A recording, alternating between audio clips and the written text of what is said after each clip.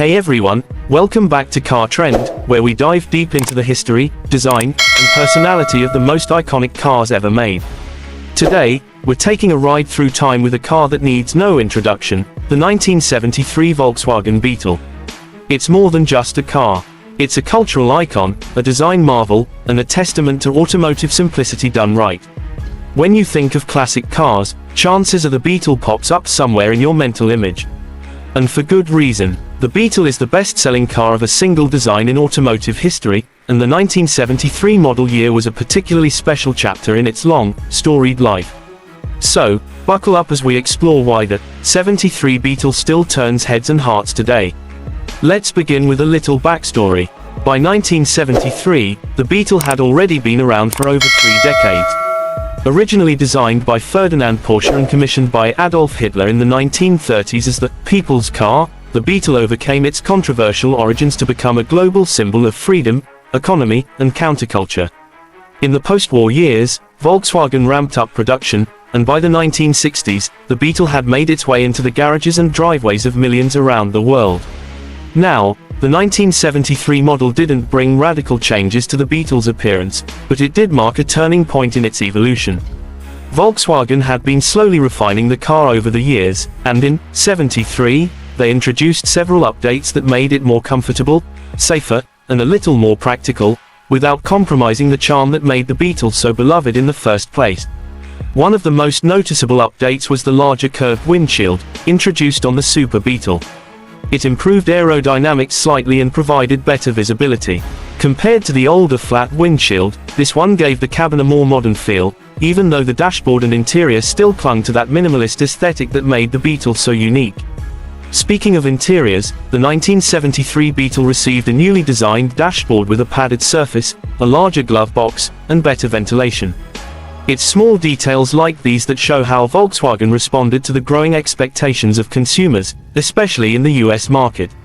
Regulations were becoming stricter, safety concerns more prevalent, and drivers wanted more than just a cute, quirky ride. The Beetle had to adapt.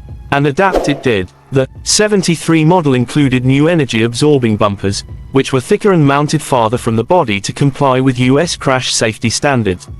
While some purists lamented the bulkier look, these bumpers became a hallmark of mid-'70s Beetles and a symbol of the car's resilience in a changing automotive world. Mechanically, the Beetle stayed true to its roots. The 1973 version was powered by a rear-mounted, air-cooled 1600cc flat-4 engine. It delivered around 60 horsepower, which might sound laughable today, but in a car this light, tipping the scales at just over 1,800 pounds, it was more than enough for city driving and backroad cruising.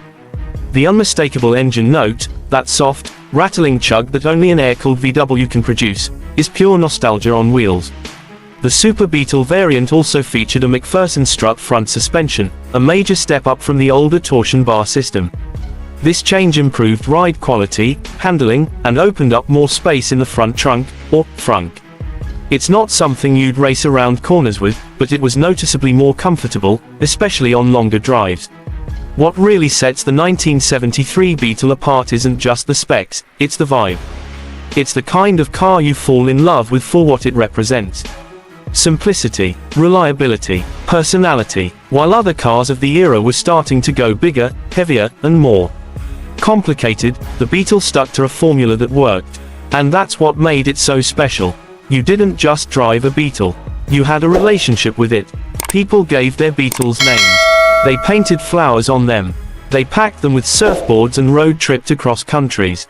The Beetle was a blank canvas for life, and the 1973 model, sitting right at the crossroads of old school cool and necessary modernization, was a perfect representation of that spirit. Let's talk about practicality. The Beetle wasn't luxurious, but it was durable. The simplicity of its design made it incredibly easy to repair. No complex electronics, no turbochargers, just a basic, well-thought-out machine that you could work on in your garage with a basic set of tools. That's one of the reasons the Beetle became a favorite among DIY mechanics and car enthusiasts. Owning a Beetle taught you how cars work. And let's not forget about fuel economy. With the oil crisis looming in the early '70s, the Beetle's ability to sip gas rather than guzzle it made it even more attractive. Drivers could expect somewhere between 25 to 30 miles per gallon, a figure that made a big difference when fuel prices started climbing. Now, aesthetically, the Beetle's design is eternal. Those round headlights, that humped back, the curved fenders, it's instantly recognizable from any angle. The 1973 version maintained all of that. Even with the updates and changes, it still looked like a Beetle. And that's important, because the moment you mess too much with something iconic, you risk losing the magic. Volkswagen knew that, and they handled it with care.